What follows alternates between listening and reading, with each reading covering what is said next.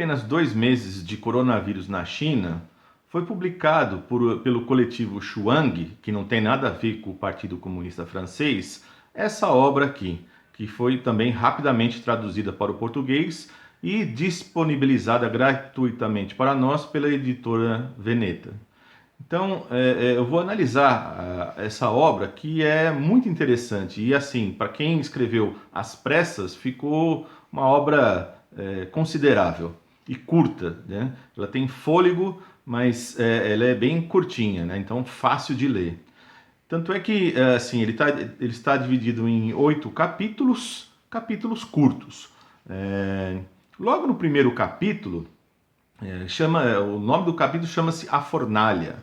Na verdade, tanto o primeiro capítulo como o último trazem para nós essa ideia de Wuhan como uma cidade industrial, a cidade do aço, né? Uma das 4 cidades do aço, sendo que os autores colocam só Wuhan, né? Se você pesquisar quais são as outras 3 cidades, há uma controvérsia aí, né? Você não vai conseguir encontrar de maneira fácil fazendo pesquisa pela internet. Por quê? Porque além de Wuhan, que é a capital do aço, você tem Beijing, né, que para nós é conhecida como Pequim, né, que é a capital, uma cidade importantíssima, porque tem lá a Microsoft, a Intel, a Motorola, a Hitachi, dentre outras. Você tem Xangai, que a sua força está na indústria química e na indústria metalúrgica. Você tem a cidade de Shenzhen, né, que é a mais rica de todas, que é a cidade que se liga a Hong Kong, né, que tem uma zona franca. E também você tem, para além dessas, você tem a Suzhou, Suzhou, que lá estão empresas como Samsung, Nike, Epson, né? Então fica aí para vocês. Eles apontou como 4, mas eu estou dando aqui 5 grandes cidades, né, que mostram a pujança da China no mundo hoje. E no começo desse livro, quando eles estão aqui colocando essa fornalha, né, querendo enfatizar que nesse capitalismo imprimido pela China, ultra acelerado, de destruição de natureza, agora eles se deparam com uma epidemia que já não era a primeira e que de epidemia virou uma verdadeira pandemia, né? E logo de cara, nesse primeiro capítulo, eles buscam desmistificar, assim, em primeiro lugar, aquela ideia de que o chinês é um cara que só come qualquer coisa, comida suja, vive do mercado úmido, né, que come comida estranha, né? Isso tem tudo a ver com o preconceito ocidental para com os chineses. Isso tem um propósito ideológico.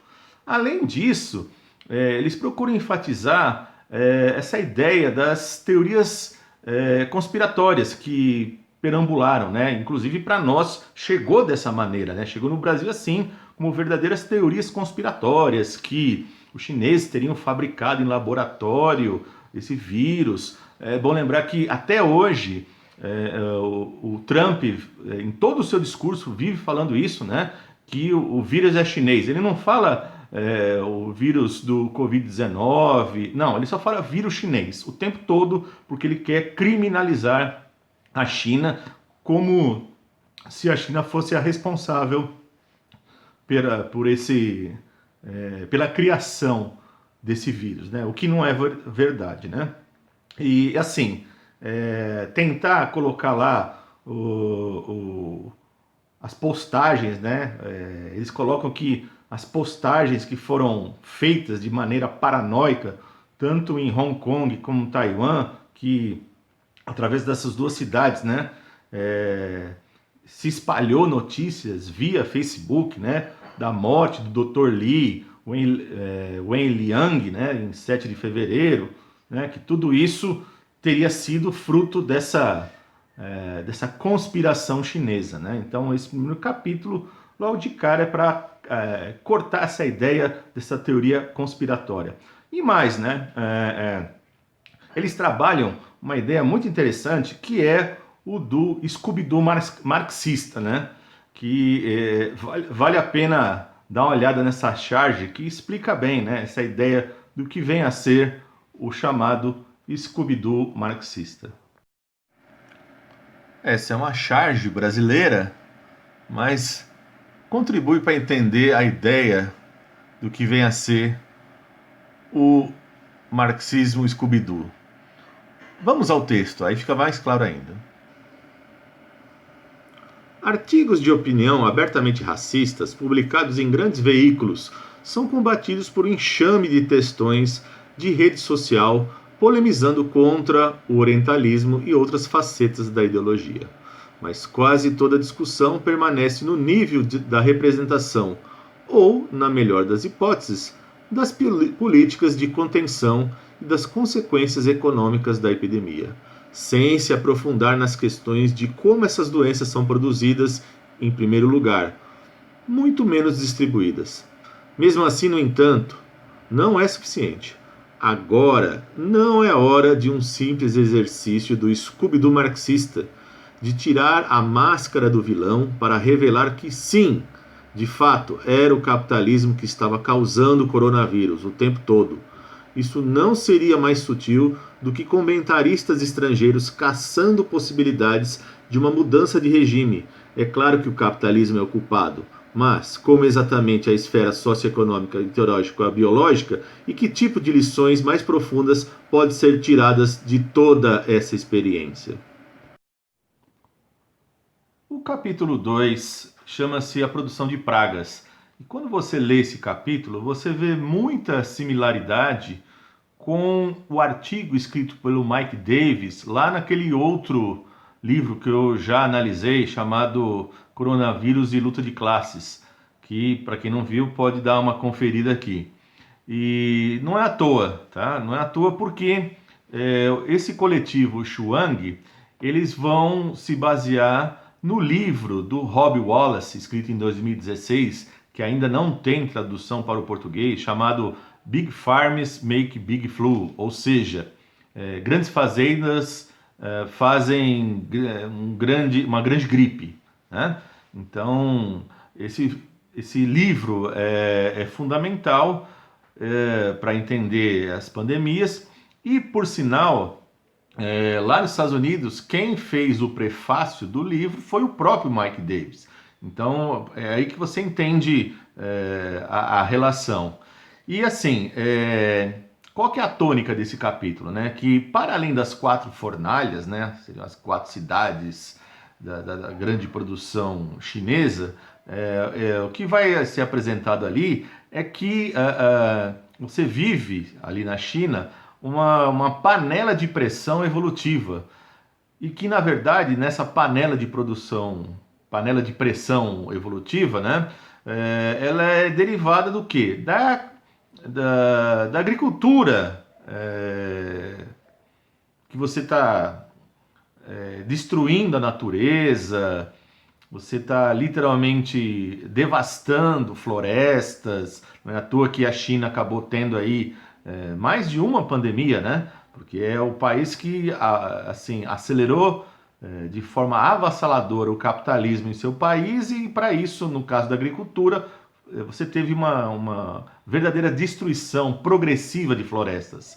E assim, junto com isso, uma urbanização também acelerada, né? Então tudo isso promove fontes, caminhos para você ter aí cepas de vírus que viviam lá na floresta, né? Que estavam lá no seu habitat e agora você passa a ter um contato que não existia até então. Tanto é que eles apontam que o abate de massas, né, pode produzir, aliás, pode não, produz, né, cepas hipervirulentas, né, e como a gente nunca lidou, né, lidou devidamente com vacinas, coisas do tipo, né, claro que essas cepas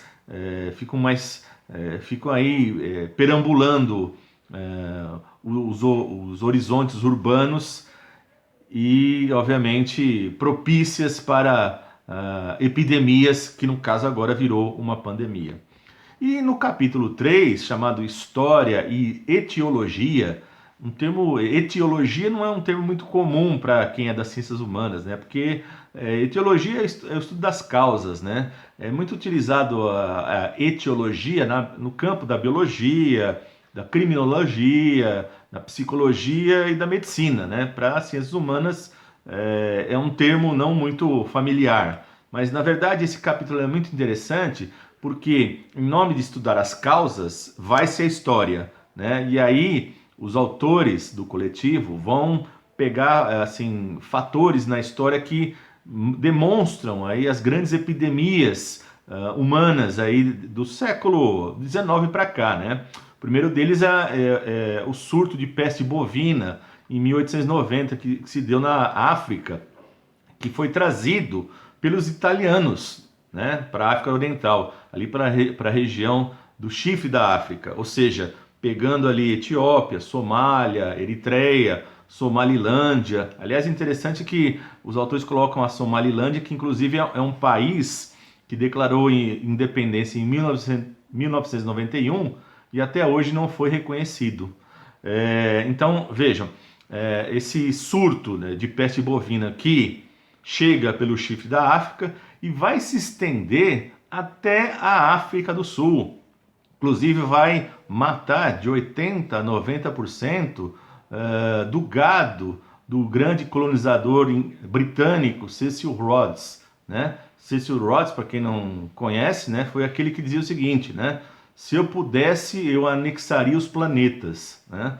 Tamanha sanha de expansão, né, de domínio colonial que o cara tem. Aliás, é interessante que agora, com as manifestações antirracistas, estão querendo derrubar lá as estátuas do Cecil Rhodes lá na Inglaterra, né? Vamos acompanhar, vamos ver no que dá isso.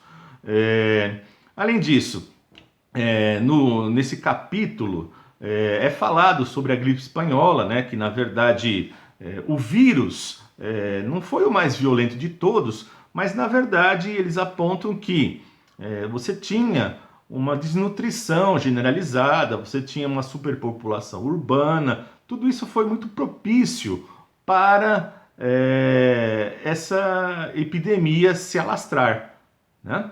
E também eles citam o chamado Dust Bowl, traduzindo ao pé da letra, né, seria tigela de poeira. Na verdade, foram aquelas tempestades de areia que ocorreram nos anos 20 e nos anos 30, lá nos Estados Unidos, na região central dos Estados Unidos, né, quando começaram a aparecer na agricultura as primeiras ceifeiras debulhadoras, né, que obviamente era uma produção agrícola em larga escala que acabou contribuindo para aquelas verdadeiras tempestades de areia, né, que foram assustadoras, se arrastaram até os anos 30.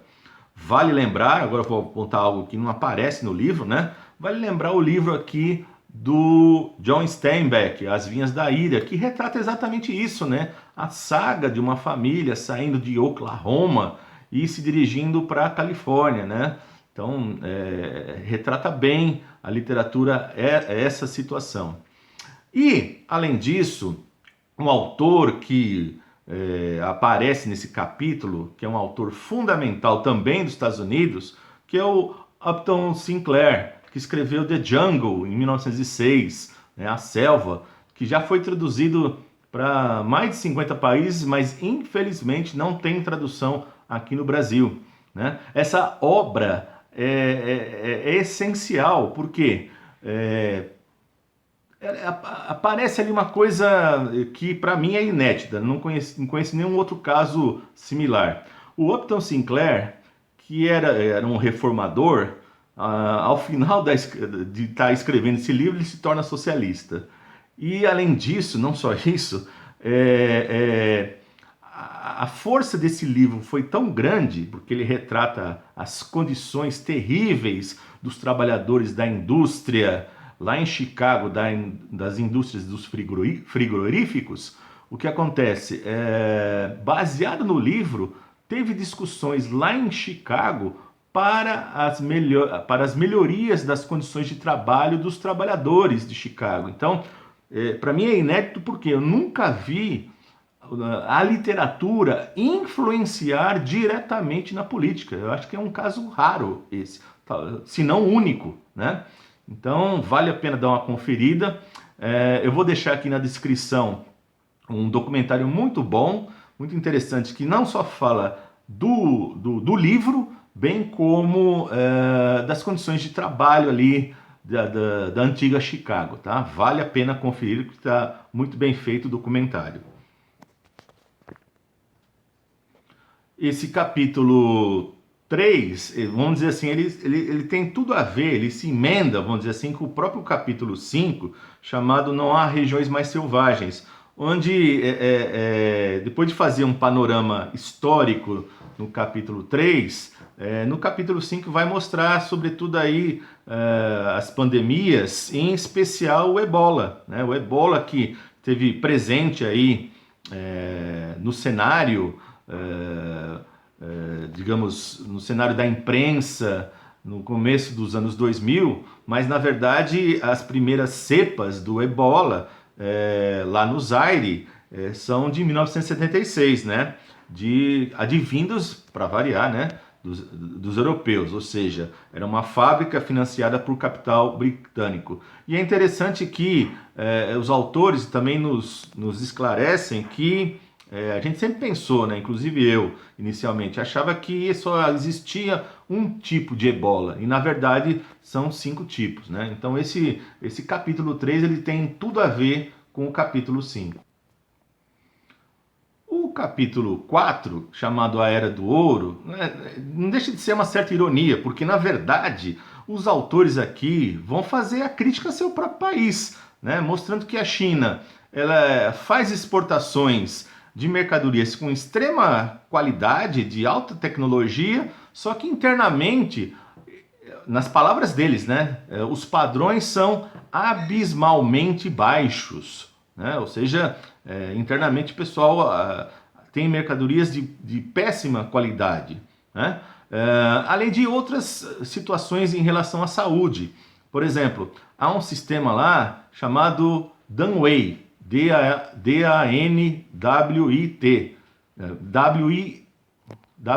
perdão, D-A-N-W-E-I, que na verdade é uma espécie de seguro saúde vinculado às empresas, né, ou vinculados a clínicas de saúde, né, que existiam desde os tempos lá do início da Revolução Chinesa, né, que inclusive ajudou muito, porque era um sistema de saúde pública. Claro que tinha médicos que até trabalhavam de forma descalça, né, era muito precário, mas ajudou a combater as doenças básicas da China, que tinha recém saído do capitalismo ali, dos anos 50 para os anos 60, né?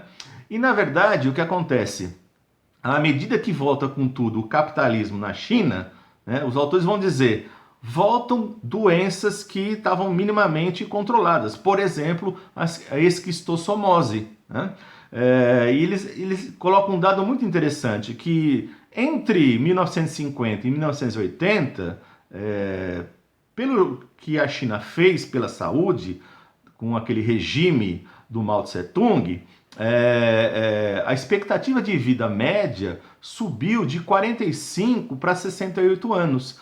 E assim, aí o que acontece? Agora, né, nesse capítulo, eles enfatizam muito os problemas profundos que a China está atravessando ao resgatar os princípios do capitalismo. Por exemplo, tem um outro sistema lá chamado HUKOU, H-U-K-O-U, né? Que na verdade é um sistema no qual os indivíduos são residentes permanentes, ou seja, você é de uma determinada cidade, você está vinculado ao sistema de saúde só dali, ou seja, se você migrar, já era, você não tem proteção nenhuma, você não vai ter assistência pública de saúde, porque você está ligado a uma cidade, ou seja, é um engessamento do indivíduo, né? Ele tem que ficar preso à cidade que ele está registrado, ele não pode fazer migração. Se fizer, se for trabalhar em outro canto, o problema é seu, porque você não vai ter saúde, não vai ter sistema de saúde garantido. Né? É muito complicado isso. Né?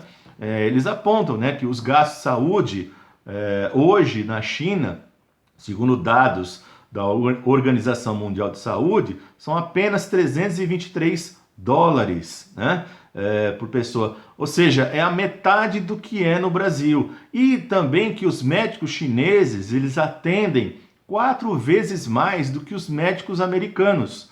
Né? Então vejam que essa é a situação que não é nada, não tem nada de socialismo nesse sentido, não tem nada de socializante na China nesse sentido. E os 3 últimos capítulos, que somados, né, tirando aí os rodapés, o capítulo 6, 7 e 8, eles perfazem apenas 12 páginas, né? Era o final, vamos dizer, do escrito, né? Que na verdade poderia ser um capítulo só. E eles estão devidamente também estão integrados, né? Porque na verdade o capítulo 6 é a contenção como exercício do estadismo, ou seja, diante da pandemia, a rapidez, mas ao mesmo tempo a força do Estado, né, a imposição do Estado para fazer com que as pessoas fiquem em casa, né, e a própria incapacidade diante dessa situação.